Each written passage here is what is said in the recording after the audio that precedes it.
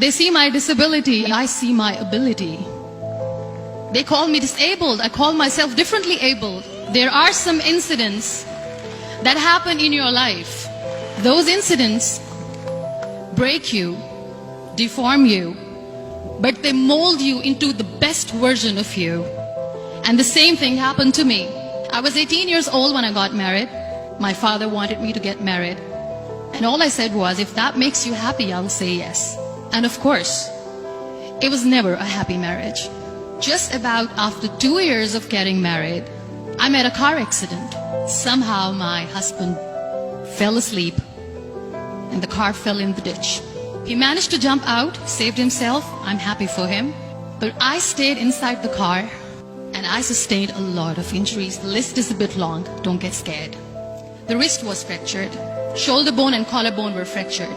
My whole rib cage got fractured. And because of the rib cage injury, lungs and liver were badly injured. I couldn't breathe. I lost urinary bowel control. That's why I have to wear the bag wherever I go. 3 vertebrae of my backbone were completely crushed. And I got paralyzed for the rest of my life. I finally ended up in a hospital where I stayed for 2.5 months. I underwent multiple surgeries. One day, doctor came to me and he said, well, I heard that you wanted to be an artist, but you ended up being a housewife. I have a bad news for you. You won't be able to paint again because your wrist and your arm are so deformed, you won't be able to hold a pen again.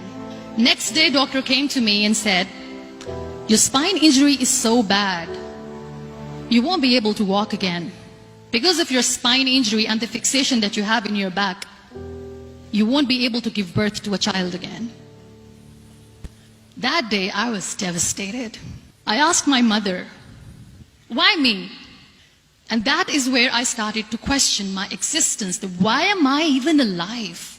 And that is where I realized that the words have the power to heal the soul. My mother said to me, this too shall pass. God has a greater plan for you. I don't know what it is, but He surely has. And in all that distress and grief, somehow or the other, those words were so magical that they kept me going. One day I asked my brothers, I know I have a deformed hand, but I'm tired of looking at these white walls in the hospital and wearing these white scrubs. I'm getting tired of this. I want to add more colors to my life. I want to do something. Bring me some colors, bring me some small canvas. I want to paint. So the very first painting I made was on my deathbed, where I painted for the very first time. It was not just an art piece or just my passion. It was my therapy. And then I was discharged and I went back home. And I went back home and I realized that I have developed a lot of pressure ulcers on my back and on my hip bone. I was unable to sit. There were a lot of infections in my body, a lot of allergies. So doctors wanted me to lie down on the bed straight for not 6 months, for not 1 year, for 2 years.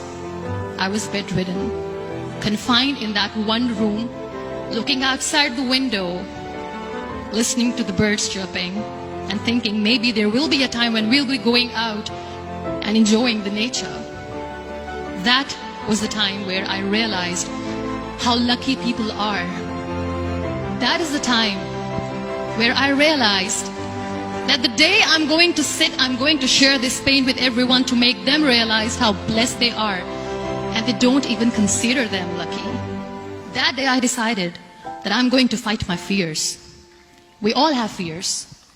Fear of unknown, fear of losing people, fear of losing health, money. We want to excel in career, we want to become famous, we want to get money. We are scared all the time. So I wrote down one by one all those fears. And I decided that I'm going to overcome these fears one at a time. You know what was my biggest fear? Divorce. I was trying to cling on to this person who didn't want me anymore, but I said no. I have to make it work. But the day I decided that this is nothing but my fear, I liberated myself by setting him free. And I made myself emotionally so strong that the day I got the news that he's getting married, I sent him a text that I'm so happy for you and I wish you all the best. And he knows that I pray for him today. Number 2, was, I won't be able to be a mother again. And that was quite devastating for me. But then I realized there are so many children in the world, all they want is acceptance. So there is no point of crying, just go and adopt one. And that's what I did. People think that they will not be accepted by the people because we, in the world of perfect people, are imperfects. So I decided that instead of starting an NGO for disability awareness, which I know will not help anyone, I started to appear more in public. I started to paint. I decided that I'm going to join the national TV of Pakistan as an anchor person. And I've been doing a lot of shows for the last 3 years. I became the National Goodwill Ambassador for UN Women Pakistan, and now I speak for the rights of women, children. We talk about inclusion, diversity, gender equality, which is a must. Every time I go in public, I always smile. It's always a big toothy smile on my face, and people ask me, don't you get tired of smiling all the time? What's the secret? I always say one thing, that I have stopped worrying about the things that I have lost, the people that I have lost. Things and people who were meant to be with me are with me. And sometimes, somebody's absence makes you a better person. Cherish their absence. It's always a blessing in disguise. Live your life fully. Accept yourself the way you are. Be kind to yourself. Be kind to yourself. I'll repeat, be kind to yourself, and only then you can be kind to others. Love yourself and spread that love. Life will be hard, there will be turmoil, there will be trials, but that will only make you stronger. So when you accept yourself the way you are, the world recognizes you. It all starts from within.